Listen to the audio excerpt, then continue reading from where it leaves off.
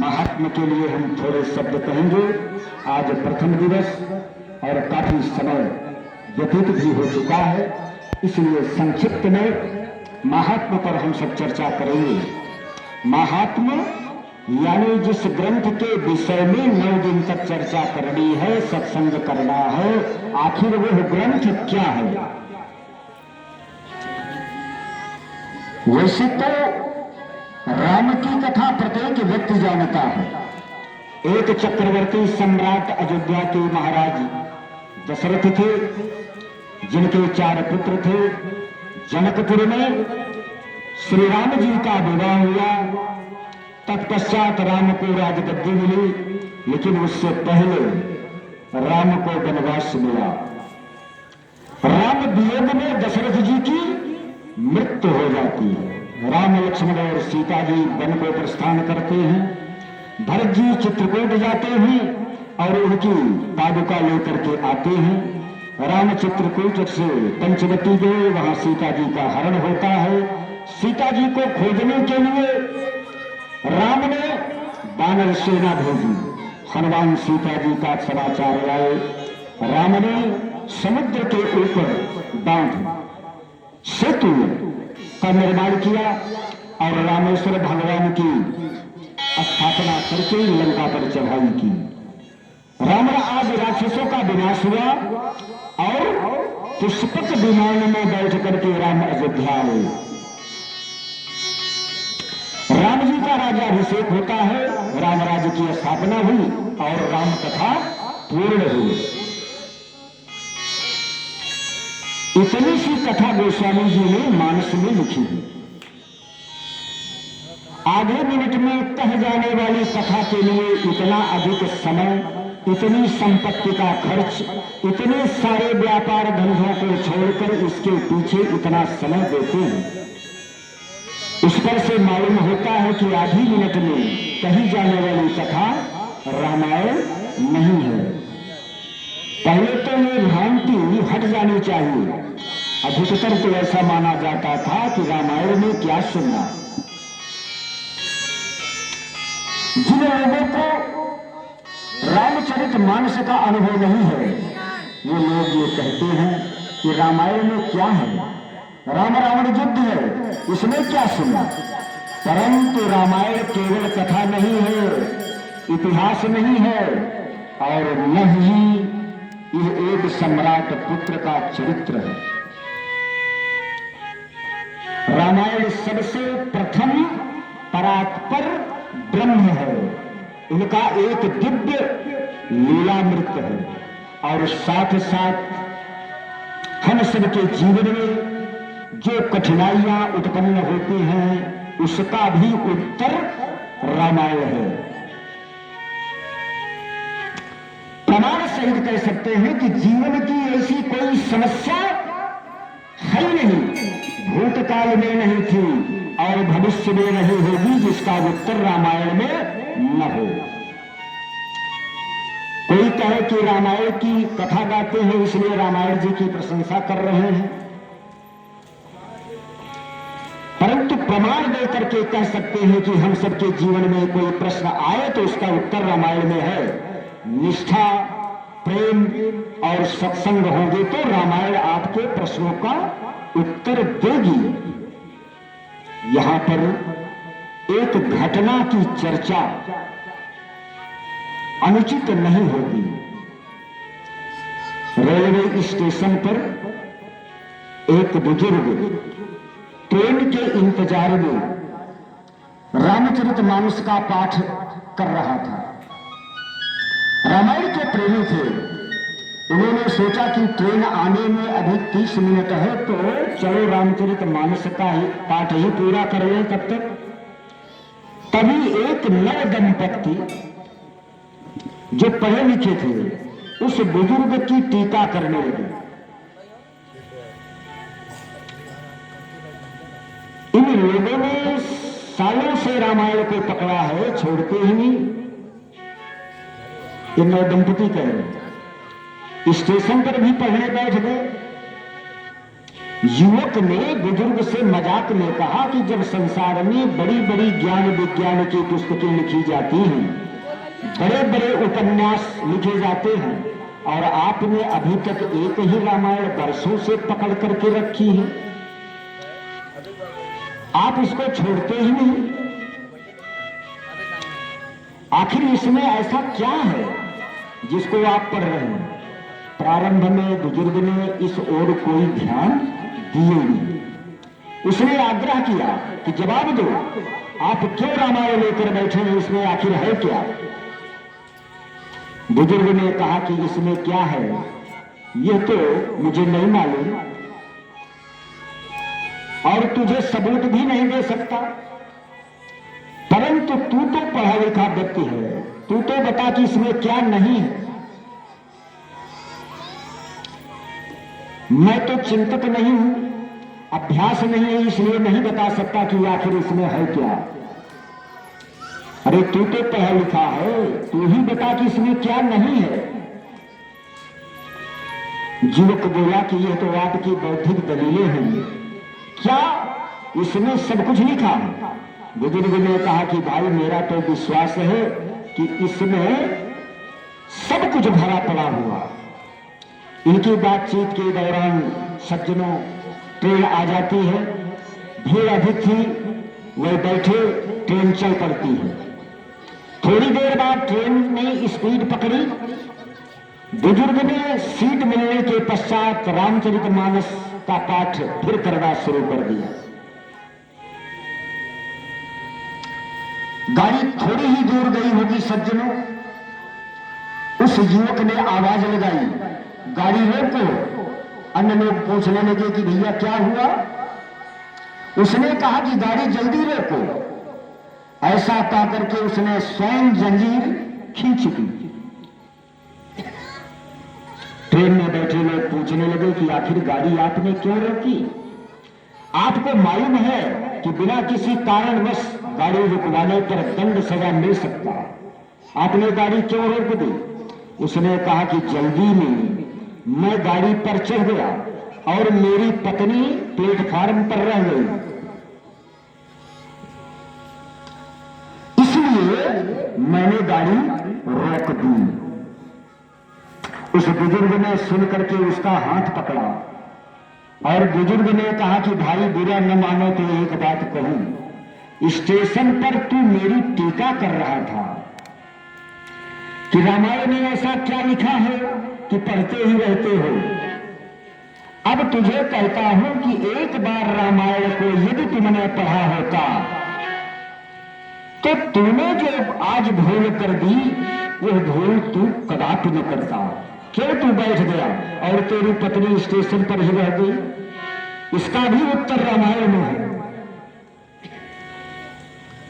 उसमें लिखा है केवट प्रसंग में जब भगवान राम गंगा पार हो रहे थे, वहां का प्रसंग है कि केवट ने पहले राम के चरण धोए, फिर नौका में बैठने के लिए कहा।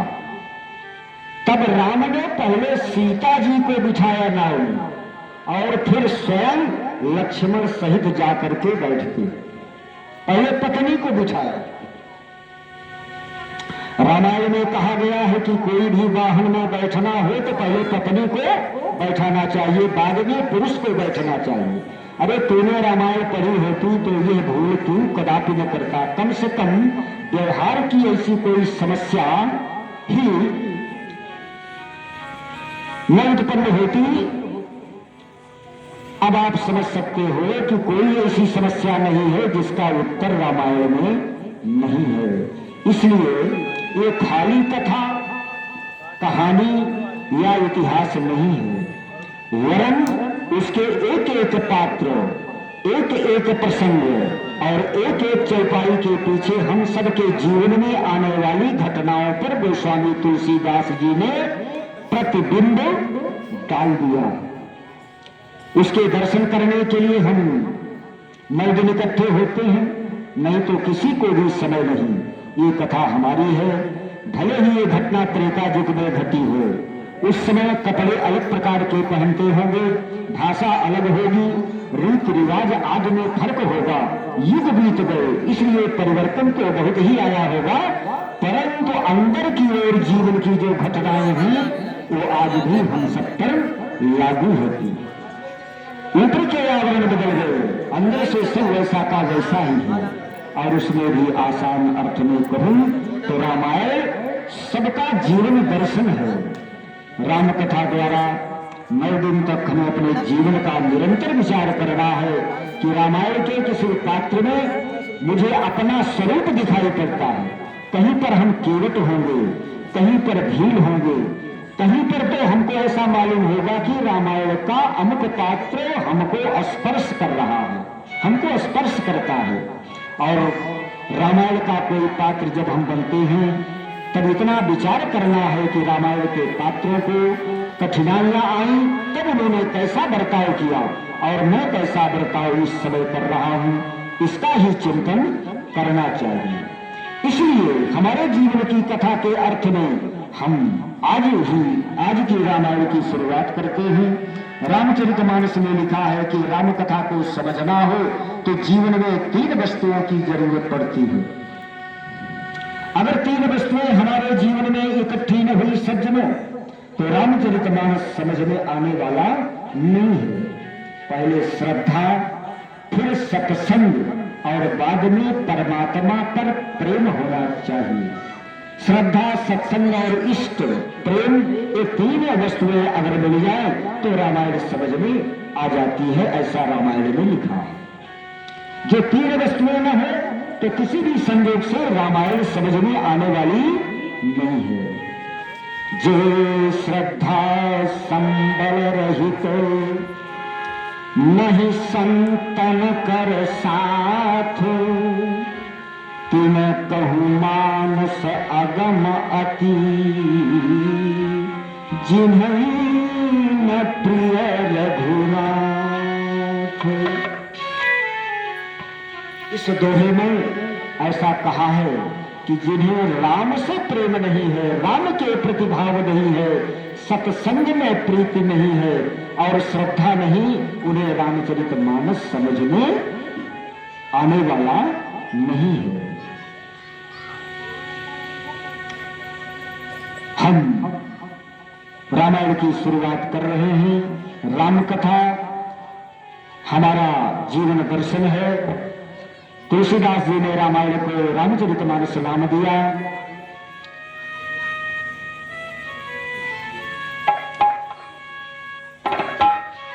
रामायण नाम दिया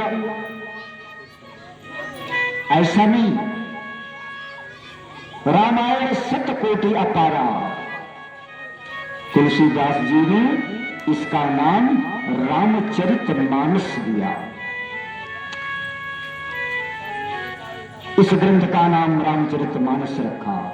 एक सरोवर की उपमा रामायण को दी है। आप जानते हो कि मानस सरोवर नाम का एक सरोवर हिमालय में है और दूसरा सरोवर गोस्वामी तुलसीदास जी ने स्थापित किया जिसका नाम मानस सरोवर है। परंतु सज्जनों, दोनों में फर्क है। प्रथम अंतर, यदि समय, संपत्ति और शारीरिक तंदुरुस्ती हो तो प्रथम मानसरोवर हिमालय पर पहुंचा जा सकता है, अन्यथा पहुंचने का कोई प्रश्न नहीं उठता। गोस्वामी तुलसीदास जी ने चलता फिरता मानसरोवर उत्पन्न किया जो हमारे घर में स्वयं आता है। ऐसा यह मानस सरोवर है। दूसरा अंतर, हिमालय वाले मानसरोवर में खाली पानी पड़ा हुआ है, जबकि तुलसीदास जी के मानस सरोवर में एक सिद्ध संत की वाणी है। हिमालय के मानसरोवर में नहाने के पश्चात हमारे शरीर का मैल दूर होता है, जबकि गोस्वामी जी का मानस सरोवर शरीर के मैल के साथ मन का मैल, कलयुग का मैल और अन्य मैल को दूर करता है। मानस में लिखा गया कि रघुवंश भूषण चरित नर कहीं सुनहि जे गावहीं।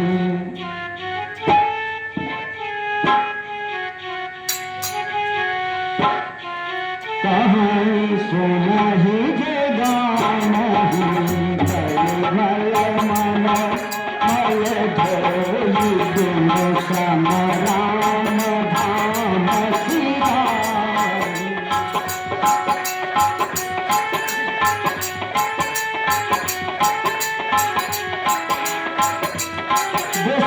कहते हैं कि रघुवंश के इस दिव्य चरित्र को जो गाएगा या सुनेगा तो वो कलयुग के मैल और मन के मैल से मुक्त होकर के राम धाम की तरफ गति करेगा। सज्जनों, और तीसरा अंतर क्या है? हिमालय के मानसरोवर के किनारे मोती के दाने चुगने के लिए हंस आते हैं, ऐसी लोकोक्ति है।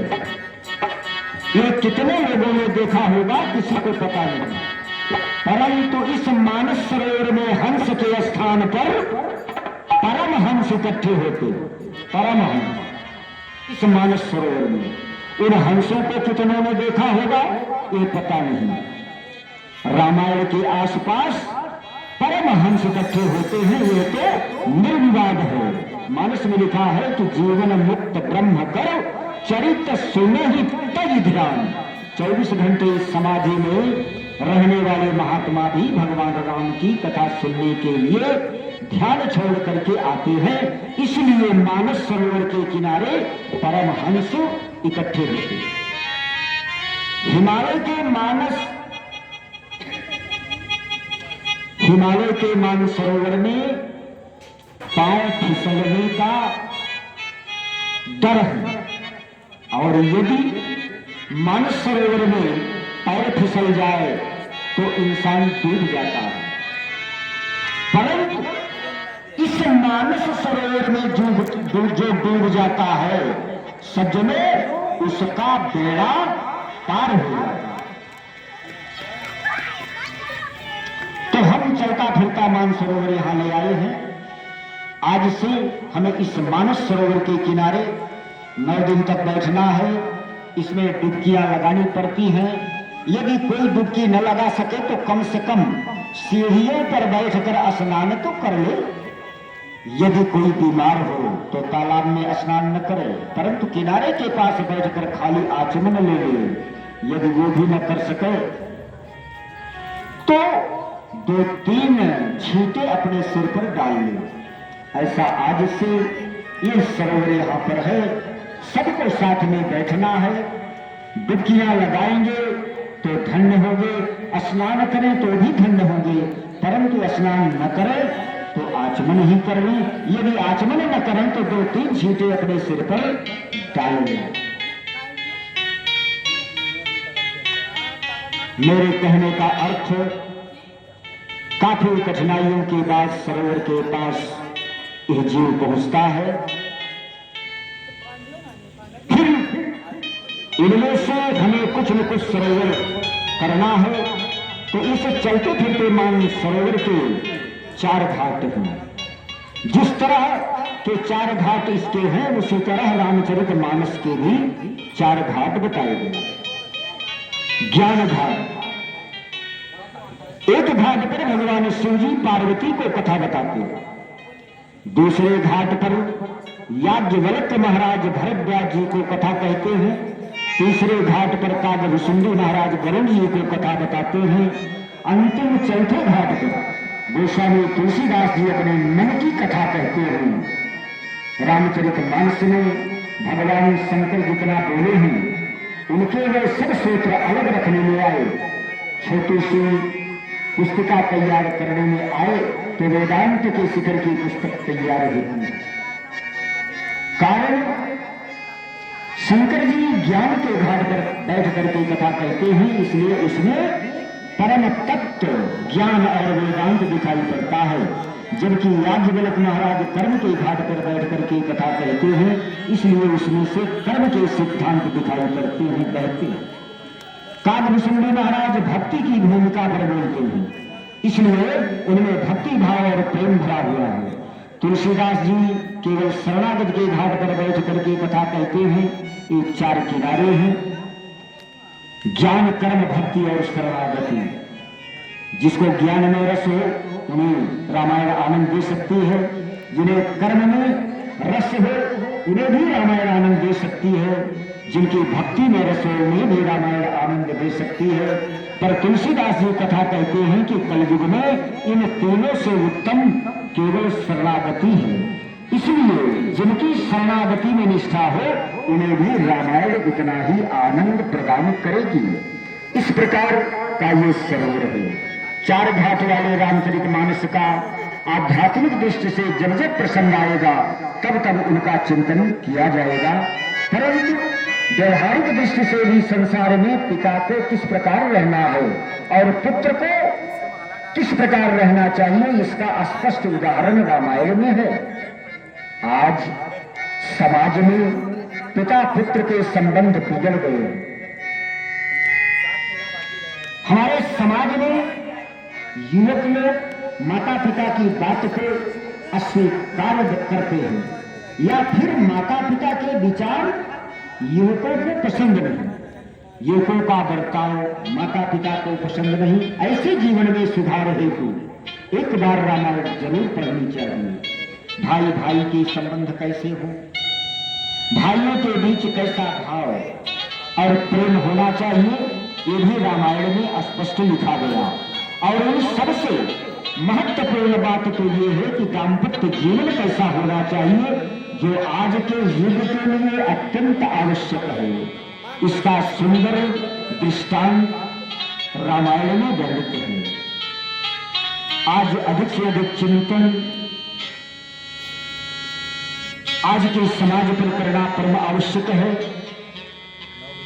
अधिक चिंतित स्थिति दाम्पत्य जीवन पर है। सज्जनों, कितने आदमियों का दाम्पत्य जीवन सुखी है। पत्नी बाहर से जितने सुखी हैं, क्या अंदर से भी उतने ही सुखी हैं। पुराण में कहा गया है कि जब कलयुग का समय पूरा होगा तब कल्कि का अवतार होगा, 10वां अवतार। परंतु कई लोग कहते हैं कि कलयुग पूरा हो गया, अभी तक तो कोई अवतार आखिर क्यों नहीं हुआ। तब हम एक ही बात कह सकते हैं कि भगवान अवतार लेने के लिए कब से आकाश में आए हैं, अवतार लेने के लिए बिल्कुल तैयार हैं, पर उन्हें जन्म लेने के लिए योग्य माता पिता दिखाई इस समय नहीं दे रहे। इसलिए वे वहीं पर स्थित है।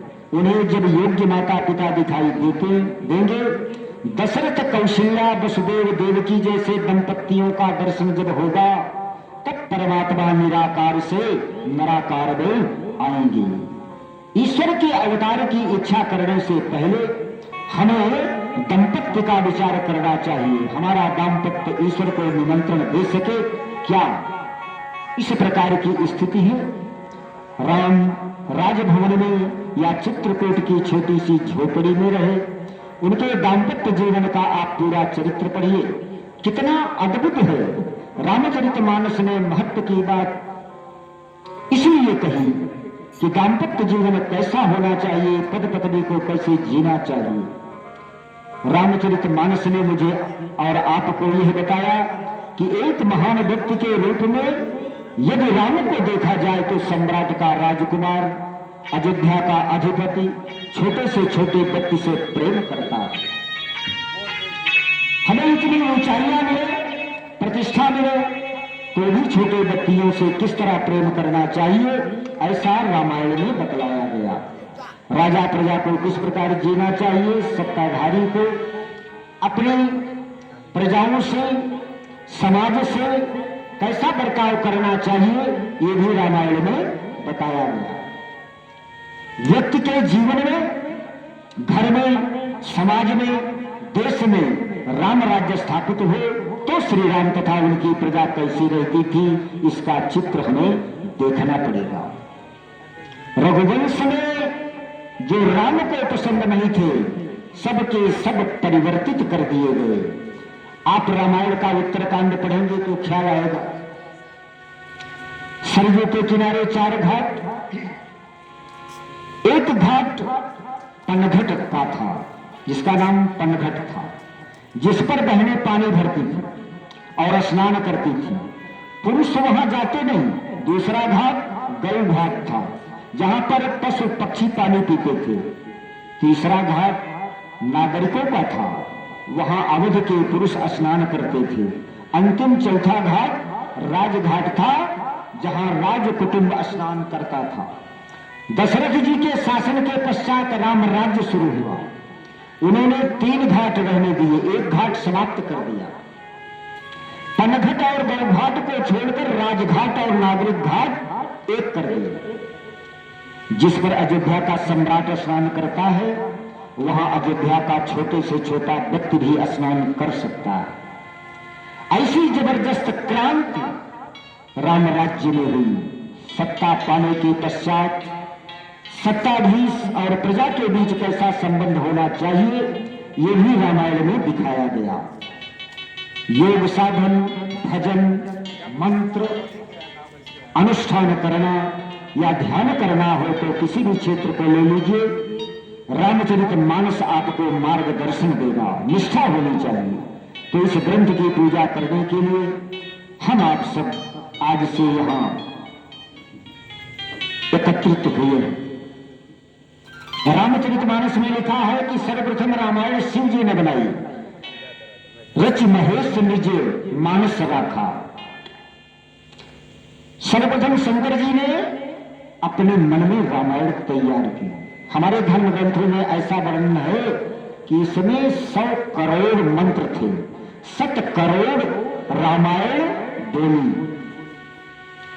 देवों, मनुष्यों और राक्षसों को समाचार मिले कि भगवान शिव जी ने 100 करोड़ मंत्रों वाली रामायण तैयार की, तो सब के सब कैलाश पर्वत पर एकत्रित हो गए। शंकर जी की स्तुति की। भगवान, आप तो अखंड आनंद ब्रह्म हैं, आप की 100 करोड़ मंत्रों की रामायण है, वो हम सब में आप कृपा करके विभाजित कर दीजिए। भगवान शिव जी को दया आ गई। उन्होंने 33 करोड़ मंत्र देवताओं को, 33 करोड़ मंत्र मनुष्यों को और 33 करोड़ दानवों को बांट दिया।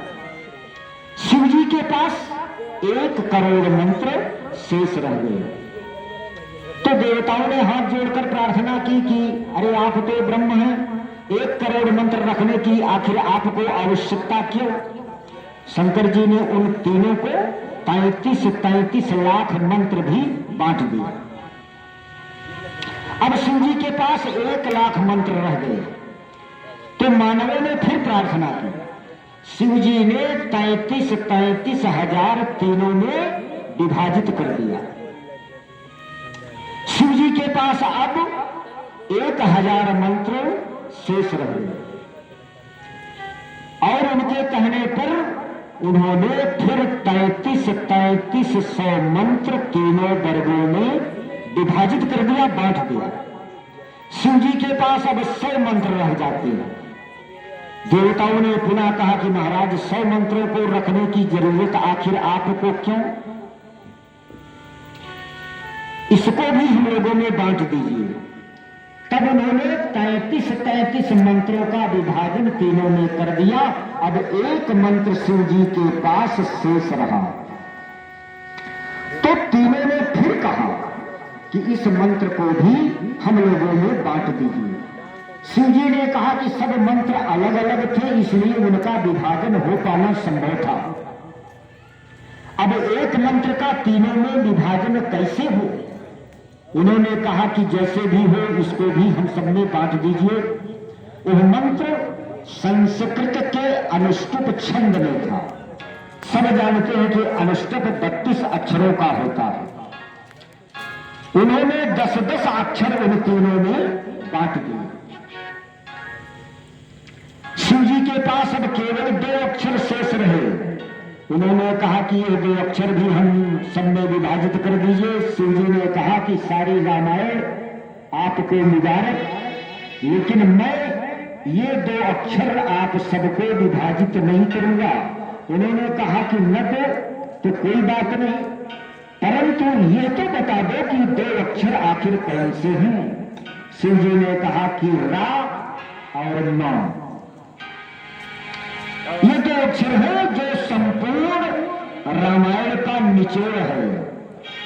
संपूर्ण रामायण का अर्थ शब्द राम है। तुलसीदास जी कहते हैं कि शिव जी ने उन दोनों अक्षरों को अपने हृदय में विराजित किया, अपने हृदय में रख लिया। रामायण का अर्थ ही यह है कि रामायण पूरी होने के बाद मनुष्य राम परायण बनता है कि राम हमारे जीवन में बसे। इस प्रकार से महामंत्र जो ही जपत महेशु, राम दो अक्षर को भोले बाबा ने अपने पास रखा। भोले बाबा उस मंत्र का जाप हमेशा करते हैं। समय कम, इसलिए संक्षिप्त में हम सब कथा की ओर आगे बढ़ेंगे। तुलसीदास जी कथा प्रारंभ करने के पहले